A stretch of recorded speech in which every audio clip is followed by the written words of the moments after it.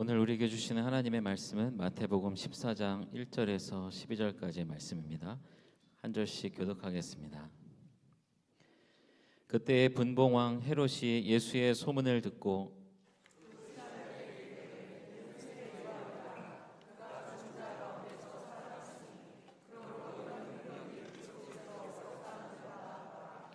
전에 헤롯이 그 동생 빌립의 아내 헤로디아의 일로 요한을 잡아 결박하여 옥에 가두었으니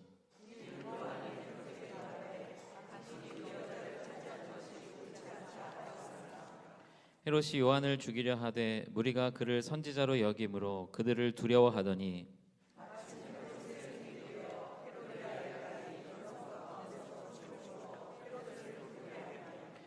헤롯이 맹세로 그에게 무엇이든지 달라는 대로 주겠다고 약속하거늘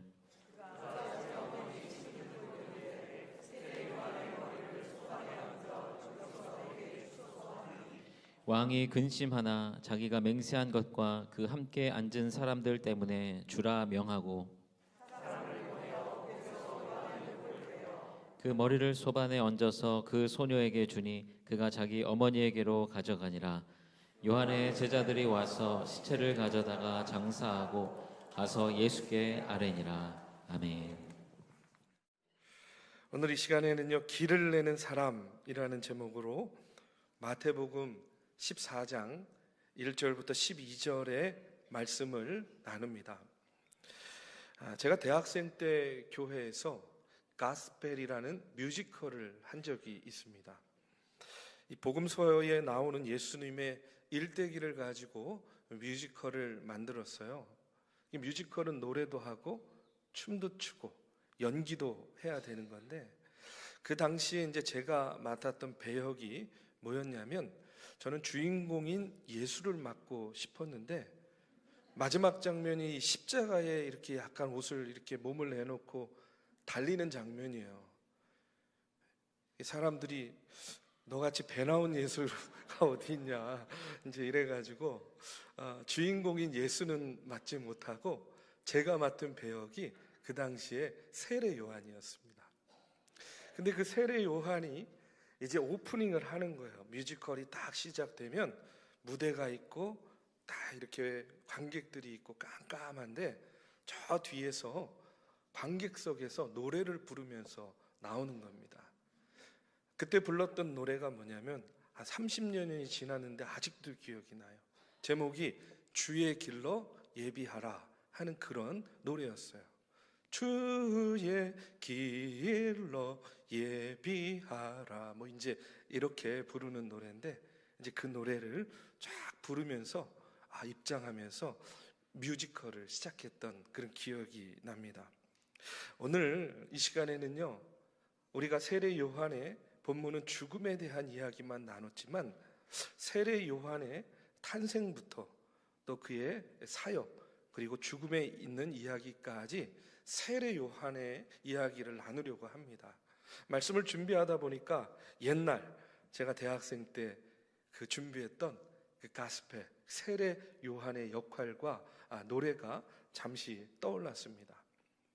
여러분, 세례 요한은요, 당시에 굉장히 인기가 많은 사람이었어요. 어떤 사람들은요, 그가 메시아가 아닌가 여길 정도로 세례 요한은 당시에 대단히 인기가 많은, 우리로 말하면 스타였습니다. 우리가 잘 알다시피 세례 요한은요, 당시에 선지자 역할을 하면서 무엇보다도 주님의 오실 길을 예비하는 그와 같은 역할을 했던 선지자였습니다. 예수님께서 공생애의 삶을 시작하기 전에 심지어는 세례 요한에게 세례를 받으면서 공생애를 이제 시작하기도 했습니다. 그가 가는 곳에는요, 많은 사람들이 몰려들었고 세례 요한을 존경하며 따르던 제자들도 있었습니다. 대표적인 게 나중에 예수님의 제자가 되었던 안드레는요, 원래 세례 요한의 제자였습니다. 마태복음 3장 1절에서 3절의 말씀에 보면 당시에 세례 요한이 어떤 메시지를 전했는지가 잘 나와 있어요. 그때의 세례 요한이 이르러 유대 광야에 전파하며 말하되 회개하라, 천국이 가까이 왔느니라. 하였으니 그는 선지자 이사야를 통하여 말씀하신 자라. 일러스되 광야에 외치는 자의 소리가 있어 이르되 너희는 주의 길을 준비하라. 그가 오실 길을 곧게 하라 하였느니라 하고 이렇게 그는 외치고 있었습니다. 사람들을 향한 그의 외침은요, 조금의 망설임도 없었어요. 거침없이 외칩니다. 회개가 없는 백성들에게 회개하라. 마지막 때가 가까이 왔으니 천국을 맞을 준비를 해라.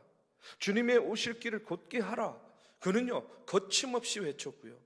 그의 외침을 듣고 당시에 많은 사람들이 그에게 몰려들었고 요단강에서 세례받고요. 참으로 그들의 죄를 뉘우치는 놀라운 역사가 그의 외침 가운데 있었습니다. 그리고 잘 알다시피 앞서도 얘기했지만 예수님도 세례 요한에게 나와서 세례를 받고 공생애를 시작합니다.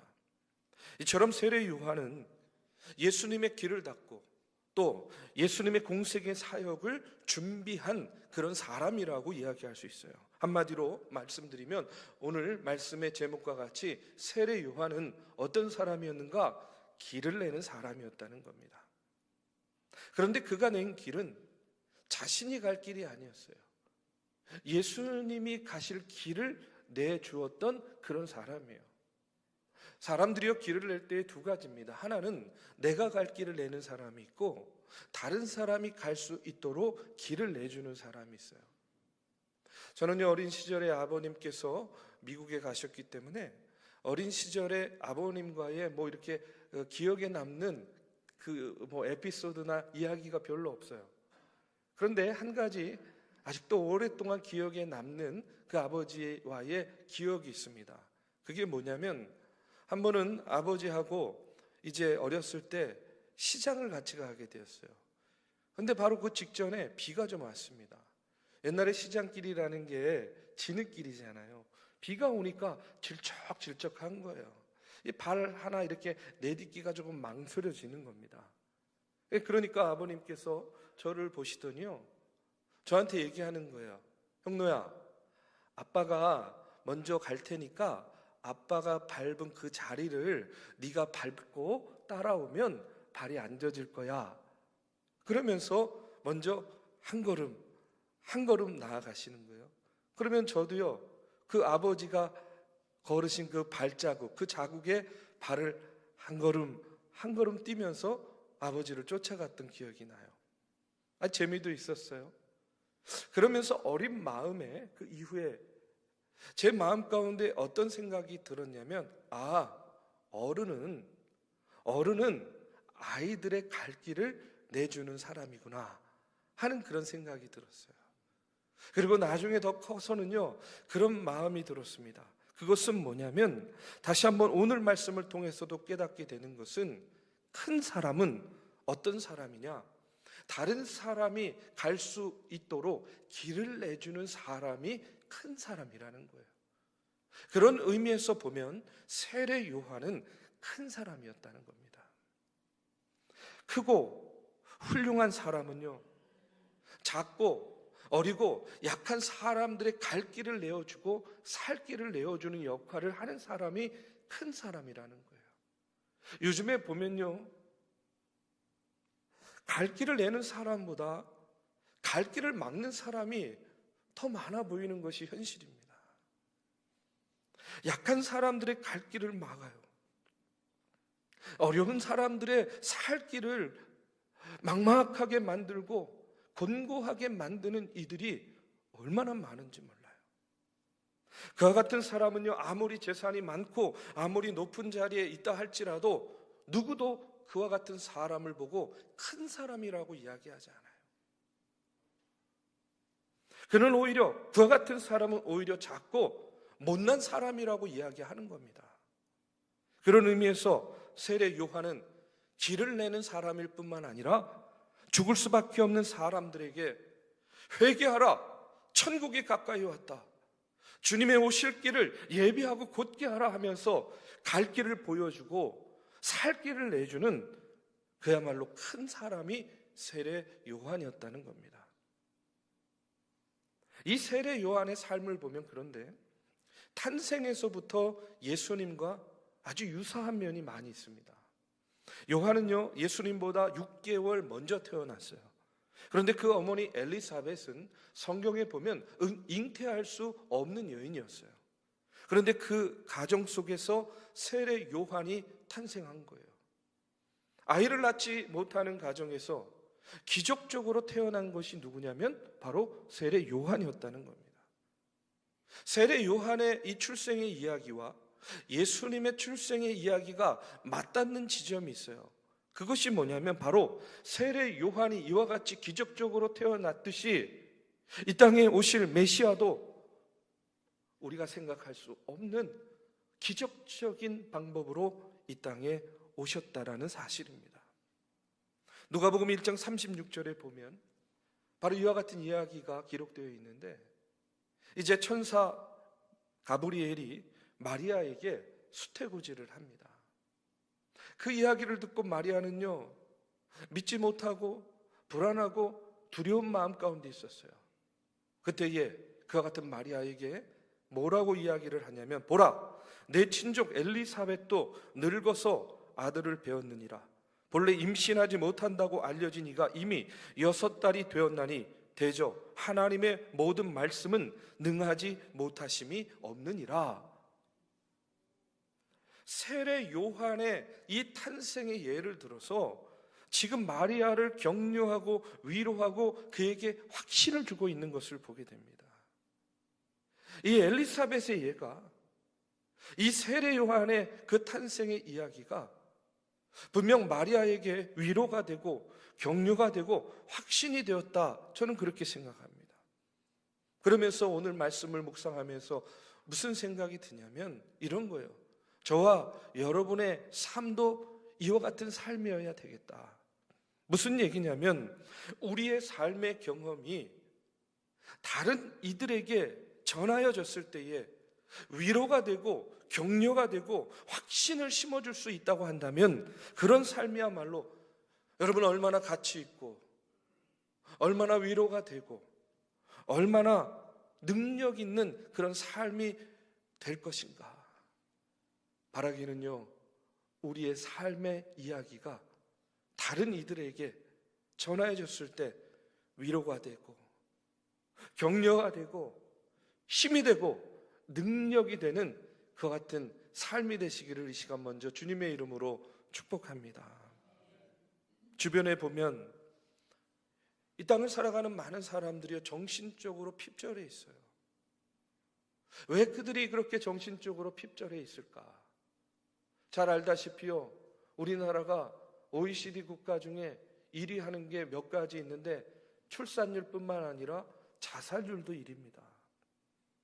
왜 많은 사람들은 그와 같은 극단적인 선택을 내릴까 말까 지금 망설이고 방황하고 있을까? 뭐 깊은 여러 가지 이유가 있겠지만 저는 오늘 말씀을 통해서 깨닫게 되는 것은 뭐냐면 그들의 삶의 주변에 그들을 위로하고 격려해 줄 수 있는 사람이 없기 때문이 아닌가 하는 그런 생각을 합니다.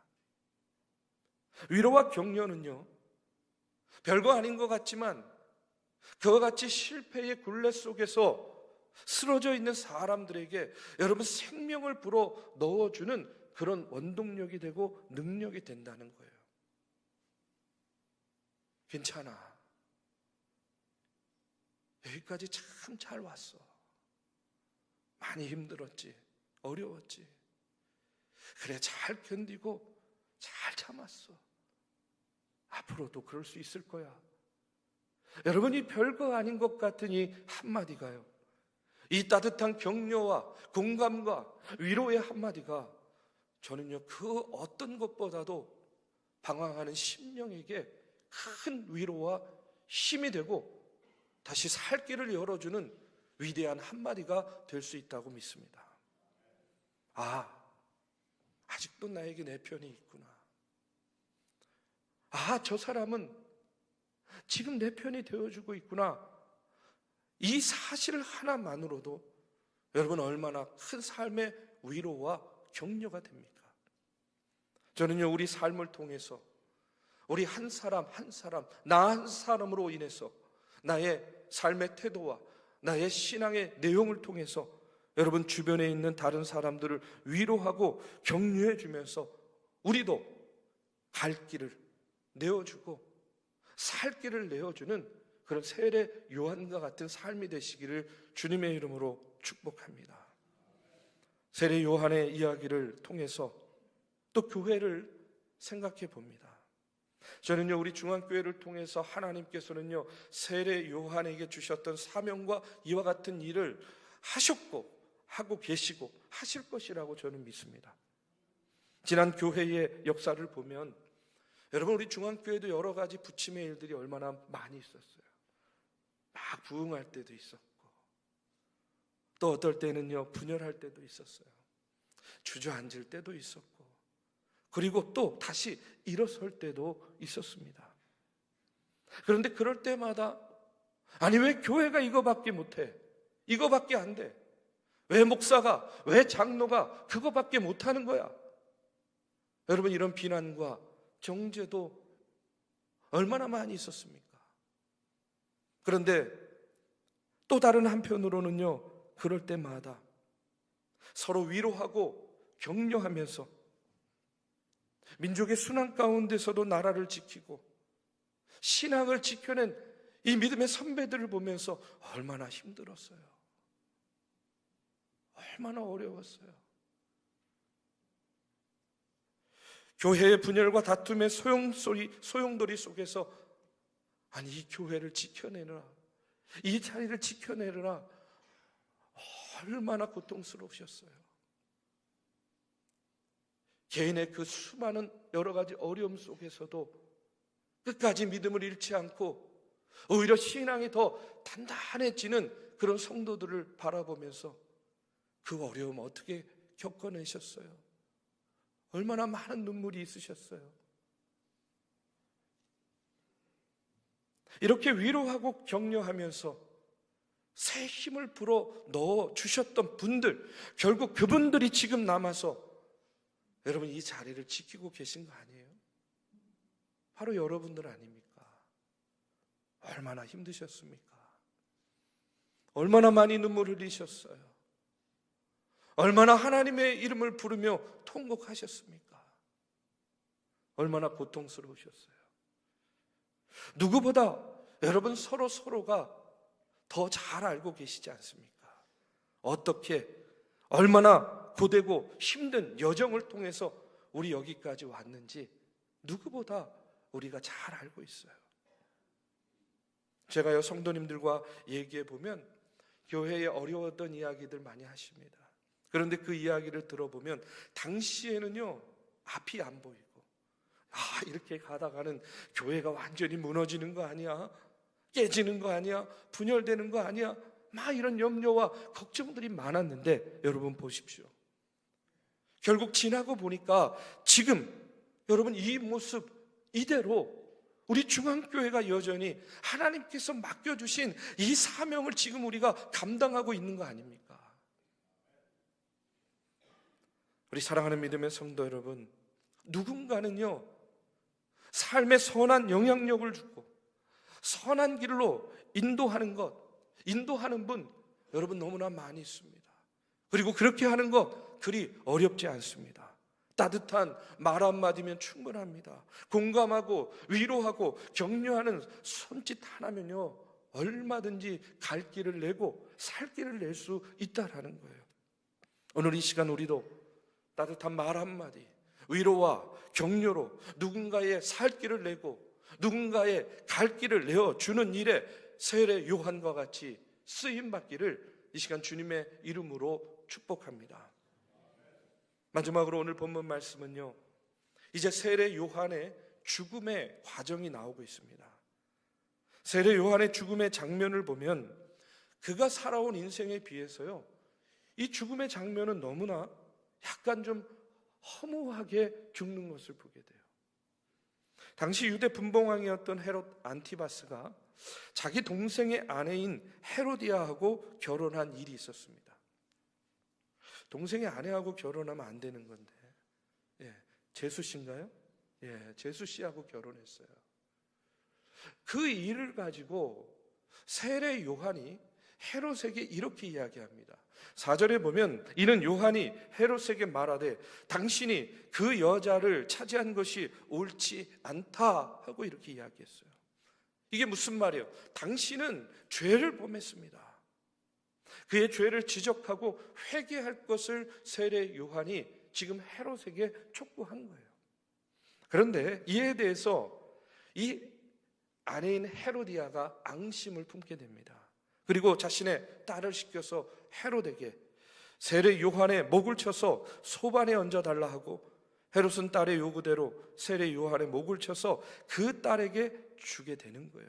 이렇게 어찌 보면 다소 허망하게 세례 요한은요, 불꽃과 같은 그의 인생을 이렇게 마감하게 돼요. 그런데 여러분, 그는 죽었지만 죽지 않고 남아있는 것이 있었어요. 그것은 뭐냐면 그가 낸 길을 통해서 여전히 많은 이들이 회개하고 하나님 앞으로 돌아오고 예수님의 오시는 길을 준비했고, 그 길을 통해서 예수님께서는요, 우리를 향한 구원의 여정을 시작하게 되었다는 거예요. 이런 세례 요한에 대해서 예수님께서는요, 마태복음 11장 11절의 말씀에 보면 세례 요한에 대해서 이렇게 이야기합니다. 내가 진실로 너희에게 말하노니 여자가 낳은 자 중에 세례 요한보다 큰 이가 일어남이 없도다. 세례 요한은요, 여자가 낳은 자 중에 가장 큰 자라는 거예요. 그런데 여기서 끝나지 않고 또 한마디를 덧붙이십니다. 그게 뭐냐면 그러나 천국에서는 극히 작은 자라도 그보다 크니라 하고 이렇게 이야기해요. 세례 요한과 또 누군가를 비교하고 있어요. 어떤 면에서 세례 요한이 큰 자고 또 어떤 면에서 세례 요한이 작은 자라고 이야기하는 것일까? 여러분, 세례 요한이 큰 자라는 것은요, 그의 지식이나 혹은 그의 능력이나 그의 인격을 가지고 이야기하는 것이 아니에요. 메시아를 직접 보고 증거했습니다. 그는요, 그가 오시는 길을 예비했습니다. 그리고 죽음으로 곧은 길을 준비한 그 세례 요한의 이 땅에서의 사명이 크다라고 이야기하는 거예요. 세례 요한이 아닌 세례 요한이 감당했던 그 사명이 컸던 사람이라는 이야기입니다. 그런데 예수님은 또 천국에서는 극히 작은 자라도 그보다 크대요. 아니, 세례 요한보다 크다라고 이야기하고 있습니다. 여러분, 이게 무슨 의미일까요? 이것은요, 이런 거예요. 세례 요한이 예수님의 오시는 길을 준비했습니다. 예수님의 갈 길을 내어줬습니다. 그러나 그는요, 어떻게 되느냐? 십자가의 능력을 보고 십자가의 능력을 믿고 십자가의 그늘 아래 살 사람은 아니라는 뜻이에요. 당연히 그렇겠죠. 세례 요한이 죽은 이후에 예수님의 구원의 사역이 이루어졌으니까요. 그런 의미에서 보면 세례 요한보다 큰 자는 누구인가? 여러분 보십시오. 오늘 우리는 지금 십자가의 구원을 통해서 십자가의 능력 아래서 은혜의 시대를 저와 여러분 살아가고 있는 하나님의 자녀들입니다. 그렇기 때문에 오늘 십자가의 그 보혈의 능력 아래서 살아가고 있는 저와 여러분이 누구보다 크다는 거예요? 세례 요한보다 크다 하는 그런 말이에요. 여러분 믿으십니까? 잘 안 믿어지시죠? 근데 예수님께서 말씀하신 의미는 바로 그와 같은 의미입니다. 그래서 십자가를 모르는 가장 위대한 인물 세례 요한보다 십자가를 아는 천하고 미약하고 가장 작은 자가 저와 여러분과 같은 자들이 오히려 천국에서는 더 크다라고 말씀하고 계시는 거예요. 한마디로 오늘을 사는 우리가 세례 요한보다 더 큰 자란 말입니다. 그렇다면 오늘 우리가 그 큰 자로서 우리가 해야 될 사명은 무엇이냐? 여러분, 그 사명 역시 세례 요한과 같이 저는요, 길을 내는 것이다 라고 믿습니다.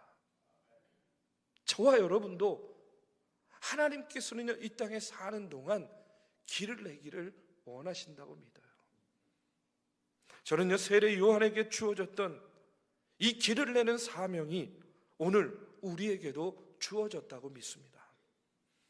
여러분 한번 생각해 보십시오. 우리가요, 아무도 가지 않은 이 통합의 길을 우리가 가고 있어요. 저는 이 길이요, 우리가 갈 길이고 우리가 살 길이다라고 이렇게 믿습니다. 아마도 이 땅에 많은 교회들이요, 이제 우리 중앙교회를 거울 삼아서, 아니 우리가 간 길을 따라서 이제 통합의 길로 한 걸음 한 걸음 나오게 되리라고 저는 예상합니다. 그리고 또 한 가지는요, 우리 선교부에서 이제 한 해를 시작하면서 또 새로운 길을 한번 가보려고 해요. 그래서 새로운 프로젝트를 지금 추진하고 있습니다. 일명 뭐냐면 중앙사랑회복운동이에요.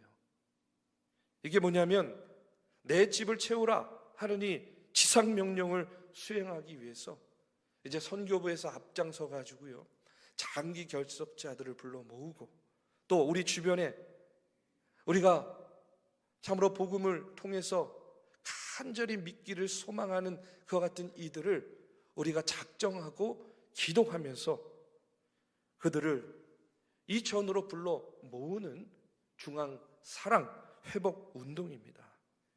이제 태신자 작전 카드를 여러분에게 배부하고 작정하고 함께 기도하면서 한 사람이라도 더 구원하고 그들에게 예수 그리스도의 십자가 복음을 증거하면서 세례 요한과 같이 우리가 이 땅에서 살면서 가야 할 길이 어느 길인지, 또 진정한 살 길이 무엇인지를 알려주는, 예비하는 그와 같은 운동을 우리가 이제 시작하려고 해요. 여러분, 어느 것도 알고 가는 거 없습니다. 저는요, 그런 생각해요. 그러나 하나님께서 우리가 사명을 감당할 때에 우리가 떼는 발걸음걸음이요, 길이 되게 해 주실 거라고 믿습니다. 여러분, 광야에 길이 있어서 가나안까지 갔습니까? 하나님께서 앞에 가시면서 인도해 주실 때에 이스라엘 백성들이 걷는 걸음이 길이 됐다라는 사실이에요. 우리가 그와 같은 믿음을 가지고 우리는요, 길을 내는 사명을 감당해야 될 줄로 믿습니다. 제가 여러분에게 한 가지 비밀을 말씀드릴게요. 제가 선교부의 그 안을 보고 깜짝 놀랐습니다. 비밀입니다. 연말에 전도상을 시상한대요. 그런데 여러분만 알고 계십시오. 상금이요, 어마어마합니다. 아마 동기부여를 위해서 그렇게 하는 것 같은데, 여러분 무엇을 하든 우리가 어떻게 쓰임받든 올 한 해 이제 우리 중앙교회가요, 길을 내는 일에 쓰임받는 교회와 성도들이 될 줄로 믿습니다. 세례 요한과 같이 하나님께서 우리를 길을 내는 일에 사용해 주실 줄로 믿습니다. 길이 없어도 우리가 가는 그 걸음이 구원으로 인도하는 하나님의 구원의 길이 될 줄로 믿습니다. 우리 모두 세례 요한과 같이 다시 오실 주님의 길을 예비하는 교회와 주의 성도들로 쓰임 받으시기를 이 시간 주님의 이름으로 축복합니다.